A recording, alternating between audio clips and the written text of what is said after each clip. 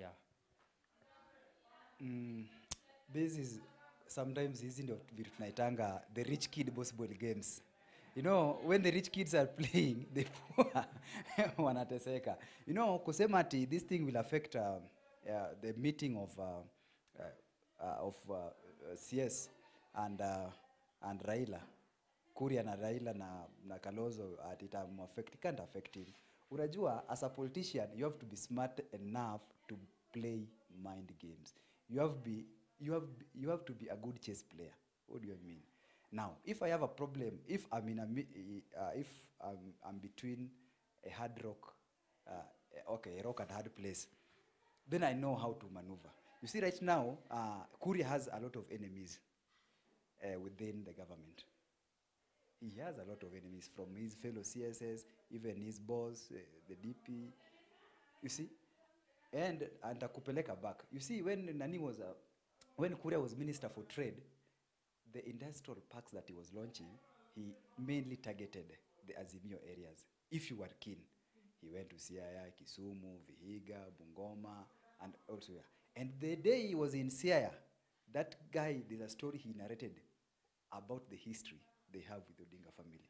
If you are listening that keenly, and the governor was there, most of ODM politicians were there, if you are listening to that speech keenly, you could see a man who was trying to tell his enemies within the government that even if you're fighting me, I'm not an orphan. You see, the moment you let me go, these guys, I feel at home with them. I still have a history with them. And that is what he's still doing. That's why he has a pressure right now, because already he's going after everyone. He's pissing off everyone in Mount Kenya, you know, by going against all the odds. I mean, the other day, he's supporting Kawira Mwangaza. He even, you know, tweets about the Senate, telling, you know, in what appears like he's telling the Senate what to do, not to impeach Kawira. And you know, that is pissing a lot of people. And then the same, after some few days, he's still with Raila, Kalonzo. So he's telling them, you guys, I'm here, I'm working with, you know, I was appointed by the appointing authority. I'm working here. But if you feel that you can remove me, I'll even be more of a nuisance when I'm in the other side, because I still feel at home. So I'm looking at it. Yes, the problems, you know, wanasemanga in politics, once you do a mistake, you can be punished. But you see, you can also be punished depending on the level of who you are. Yeah, so I can say it's a 50-50. It can land him into problems, or it cannot land into. Yeah. Yeah, has he wind up leo hii Malema ametuvisit hapa Kenya? Yeah. Malema from South Africa. Okay. Yeah, ameingia Kenya. Okay. Before we went up on on that issue, remember UDA, we're having a grassroots election on 9th. And this is what's happening in Mount Kenya. Yeah, it has, but the grassroots elections that will be happening for UDA is the bone of contention, what's happening in Mount Kenya. Because, you know, Gachagua has his people. Even like I can talk about Nairobi. Nairobi, Sakaja has his people as the UDA governor. There is this man called Ali Badi amesimama anataka kiti ya chairman. I'm in his camp. There's Gakuya camp, the MP for, yeah, Gakuya who is an MP in Nairobi, but wants to be governor 2027, anapiga Sakaja, and this is a guy who's been sponsoring motions against Sakaja to be impeached. So he has his lineup.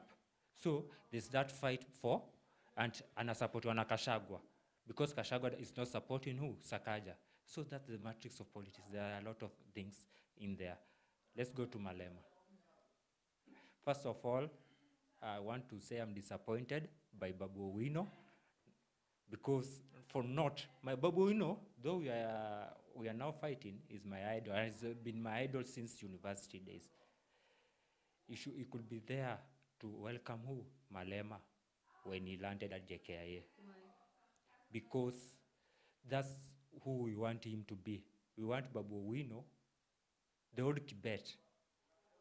Even right now, I want Babu Owino to be a presidential candidate and to carry himself as a presidential material, because he has a future.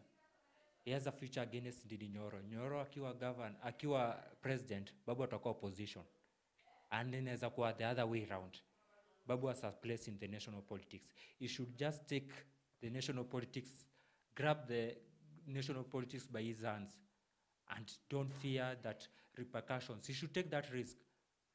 Step on the podium and vile Malema ufanya, vile Bobi Wine ufanya, vile Nelson Chamisa ufanya, wote wanakuanga kwa ballot. Na kabla hata wajashinda, hata wajaenjoy your power, lakini bado wanapigania hapo. So you should have that courage. That's one thing, big disappointment I have with Babu. Because amenacha mavijana wengi, a lot of youth look upon him. Hata vile alienda West Pokot, hata nilipeleka message yake West Pokot, watu wanampenda huko. Hata akienda wapi watu wanampenda. But he should live to the expectations of who? To the expectations of the comrades and youths who look up on him. Kama ni criticize government, ama ni asifanye 50-50, he should be out there. And demonstration is the demonstration. And angeenda kusema kwa Malema vile demonstrations hufanywa without kurusha mawe. That's one thing I wanted him, Babu Owino, to learn from Malema. Malema holds demonstration in South Africa. Wote wamevaa red, yongo ya Economic Freedom Party.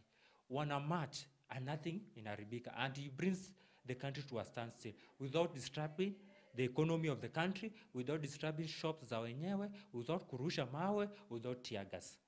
So I wanted Babu to learn from him and take it and give ODM an ultimatum.